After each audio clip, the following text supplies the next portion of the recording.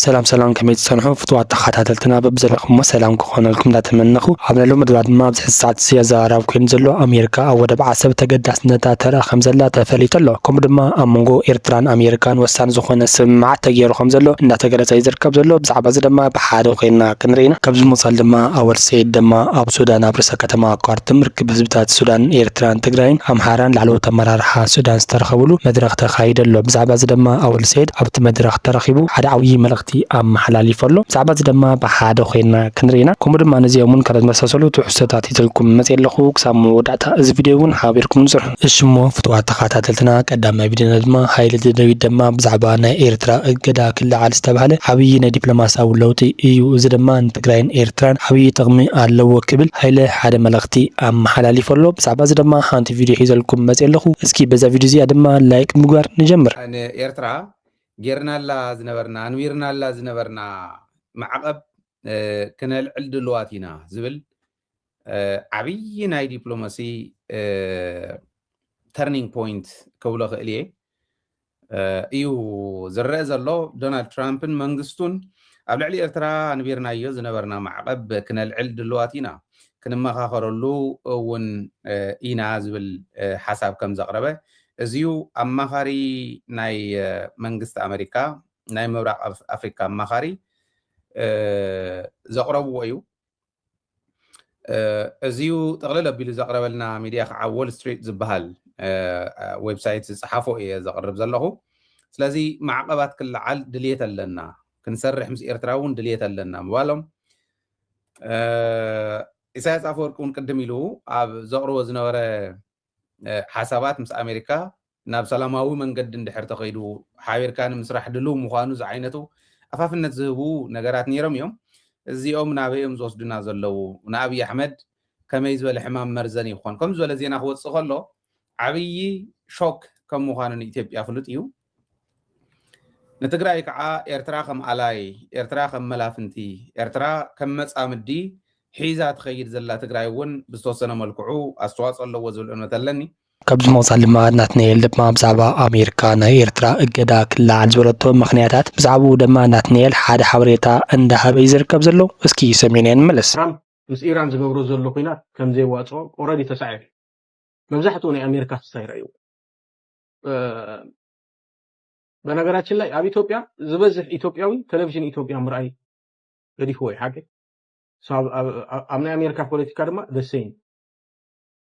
ካብ ሲኤንኤን ገለገለ ዝከታተል ቶም ዩቲዩበራት ቶም ሓቀኛታት ዘይወገኑ ሰባት ኣብ ኣሜሪካ ብፍላይ 300 ሚሊዮን እንግሊዝ ዝዛረብ ሰብ ኣሎ ካብኡ 100 ሚሊዮን ዩቲዩብ እንድሕር ዝከታተል ኮይኑ ቶም ዓበይቲ ዝበሃሉ ጋዜጠኛታት ሚሊዮንስ ኤንድ ሚሊዮንስ እዮም ገንዘብ ዝረኽቡ إذا ساعتهم يمتحق زوجه ترامب مس إيرترا زلوا ركب كم حيش له which is صبوي إذا مالت كهي بحر زمن كتمالي حجي قال لهم زي ردوكم الشعبية من سعرينا هذا الشعبية من واقو إنادو قالوا له تولو فلا توم دم بعناكوا تخانات برفو تخدع بعقيتات شو رد هذا أما سولو جن من قص إيرترا بعين أمريكا بعين CIA كابيتوبيا اللعب حقي أي حبحري بسلام اندحر كنبر كوينو منقص أمريكا نمنقص إيرترا وين شعبية يتنكفوني بمن بتعمل هنياتو شعبية أبيدو فنجي حيزلو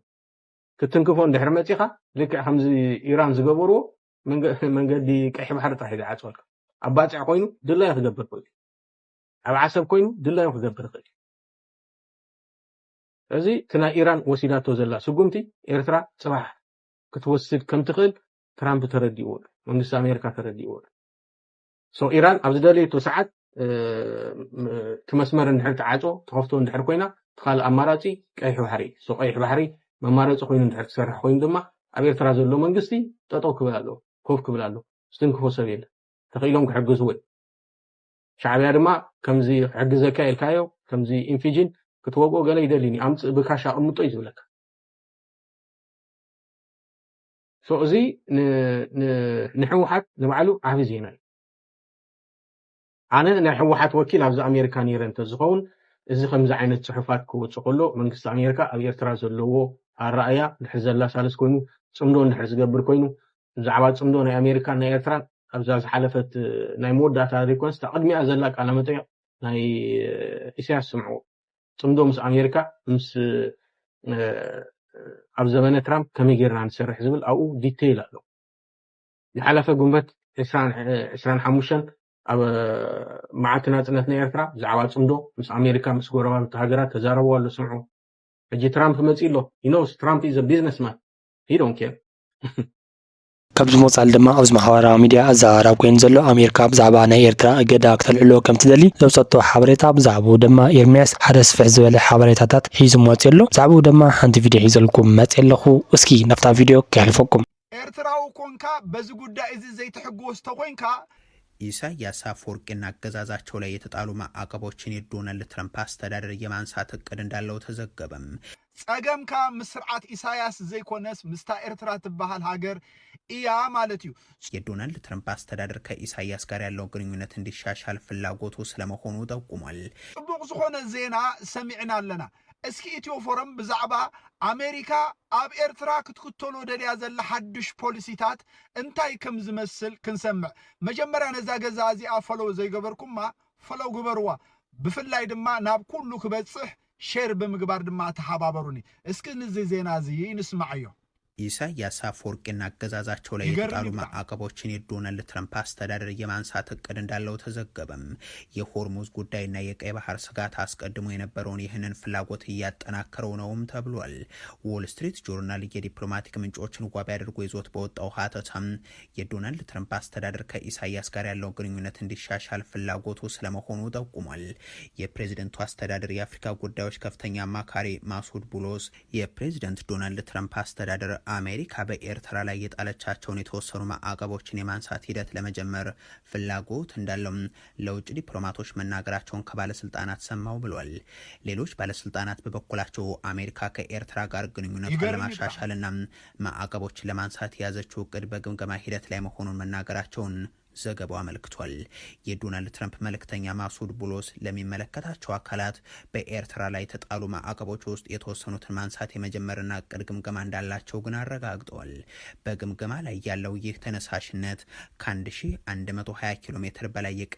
የባህር ዳርቻን ከምትቆጣጠረውና ለረጅም ጊዜ ከአሜሪካ ዲፕሎማሲ ተገድላ ከቆየችው ኤርትራ ጋር የተጠናከረ ዲፕሎማሲያዊ ግንኙነት ለመጀመር ያለመ ነው። በኤርትራ የሚደገፉት የመን የሁቲ አማጽያን የቀይ ባህር መስመር እንደሚዘጉ በተደጋጋሚ መዛታቸው ይታወቃል። የዶናልድ ትራምፕ አስተዳደር ሕጽር ብዝበለ እዚ ዜና እዚ እንታይ ዝብል ዘሎ ብ1994 ጀሚሩ ስጋብ ዝእዋን እዚ መንግስቲ አሜሪካ ኣብ ኤርትራ ተኸቲልዎ ዝነበረ ፖሊሲታት ክዕሪ እዩ እቲ ተገይሩ ዘሎ እገደታት ድማ ክልዓል እዩ ብምባል አሜሪካ ምስ ናይ ወፃኢ ጉዳይ ሚኒስትር ዑስማን ሳልሕ ተዘራሪባ ከም ዘላ ይዝሕበር ዘሎ ሕጽር ብዝበለ ዜና እዚ አነ ቅድሚ ሕጂ ምስ አብይ ብዝተገብረ ተደምረናል ዝተወሰነ ነገር ካብ ኤርትራ ዝተፈላለየ እገዳታት ብሙሉ ተቆንጢጡ ዝተልዓለ ይመስለኒ ነይሩ ግን ስጋብ ሕጂ እውን እገዳ ዘለዋ ሃገር ምዃና ብእውነት ኣይፈለጥኩን ብዝኾነ ግን ኣብዚ ሰዓት እዚ መንግስቲ አሜሪካ ልዕሊ 1200 ባሕሪ ገማግም አፍ ደገ ባሕሪ ዘለዋ ኤርትራ ኣብዚ እዋን እዚ ብዘሎ ናይ ኢራን ኩናት ምክንያት መንግስቲ አሜሪካ ምስ ኤርትራ መሻረክቲ ክኸውን ይወሲንዎ ዘሎ ጽቡቕ ዕድል እዩ ክብል ብዝኾነ ግን ኣብዚ ሰዓት እዚ ንስርዓት ኢሳያስ ምጽላእ ንበይኑ ነዚ ኣብዚ እዋን እዚ ንሃገርና ዝጠቅም መንግስቲ አሜሪካ ትቅተሎ ዘላ ፖሊሲ ከዓ ንበይኑ እዩ ስለዚ በቲ ቅድሚ ሕጂ ዝኸድዎ ዝነበረ ንኩሉ እገዳታት ምክንያት ዝገበረ አገዛዝኣ ስርዓት ኢሳያስ ሕጂ ምናልባት ነዚ ነገር እዚ ምስ ረኸበ ኣብ ኤርትራ እንታይ ለውጥ ክመጽእ ይኽእል ተስፋ ንገብር ማለት እዩ ስለዚ ነዚኣ ዜና እንኳ ሓጎሰኩም ክብለኩም ካብዚ መጻል ድማ ኣወል ሰይድ ኣብ ሱዳን ርእሰ ከተማ ካርቱም ርክብ ህዝብታት ሱዳን ኤርትራን ትግራይን ኣምሓራን ላዕለዎት ኣመራርሓ ሱዳን ዝተረኸብሉ መድረኽ ተኻይዱ ኣሎ ብዛዕባ እዚ ድማ ኣወል ሰይድ ሓደ ዘሕለፎም መልእኽቲ ኣሎ ኣብቲ መድረኽ እስኪ ሰሜንያ ንመለስ ህዝቢ ኤርትራ ቅድሚ 32 ዓመታት ነዝቢ ገዛ ቅንፅሙ ዝጨበጦ ናጽነት ኣብ ቅድሚ ማሕበረሰብ ዓለም ድሌቱ ናጽነት ከም ዝኾነ ዓለም ብዘገረመ ተሳትፎ ብሙሉእ ድምፂ ዘረጋገጸላ ዕለት ብምዃና በዚ ኣጋጣሚ ዮሃና ይብል ቅድሚ 32 ዓመታት ኣብዚ ዕለት እወን ናጽነት ኣይፋል ንባርነት ተጸሚዱ ነይሩ ሎሚ ከዓ እወን ጽምዶ ኣይፋል ንኹናት ይድመጽ ደቂ አስመራ ኣከዳድናኻ ዘራርባኻ እንዳማዕበለ እንዳፀበቐ ትኸይድ እንተሪኦሞ ኣዝሚርካ እዮም ዝብሉኻ ኣነ ድማ ፅምዶ ካብ ብሕብእብእ ካብ ኣኼባ ኣብ ትሕቲ ገረብ ቢንቶ ተገላጊላ ብኸምዚ ዝበለ ብልጭልጭ ዝበለ መድረኽ ምብቃዓ ፅምዶ ኣዝሚራ ምርኣየ ሕጉሴ ኣብዚ ዳርጋ ኩሎም ኣባላት ህድሞና ተሳቲፎም ኣለው ኣብ ማእከሎም ዳይረክተራት እውን ኣለው ንምንታይ ከም ዝተኸዲነ ምስ ሓተትኩ ዝተመለሰለይ ፍርቁ ሚሊታሪ ፍርቁ ፃዕዳ ምግባርካ ፍርቁ ካብ ህዝቢ ዞባና ገና ውግእን ወረ ውግእን ኣሎ ፍርቁ ድማ ብተዛማዲ ሰላም ስለ ዘሎ ንምባል እዩ ኢሎም ካብዚ መውፃል ድማ ኣሜሪካ ኣብ ወደብ ዓሰብ ተገዳስነታ ተረኽ ከም ዘላ እንዳተገለጸ ይዝርከብ ዘሎ ብዛዕባ እዚ ድማ ሓደ ሓበሬታ ሒዘልኩም መጽ የለኹ እስኪ ናብታ ሓበሬታ ከልፈኩም ኣሜሪካ ኣብ ወደብ ዓሰብ ተገዳስነት ተርኢ ከም ዘላ ተገሊጹ ኣሜሪካ ኣብ ወደብ ዓሰብ ግዳሰ ሕዲራ ከም ዘላ ምንጭታት ይገልጹ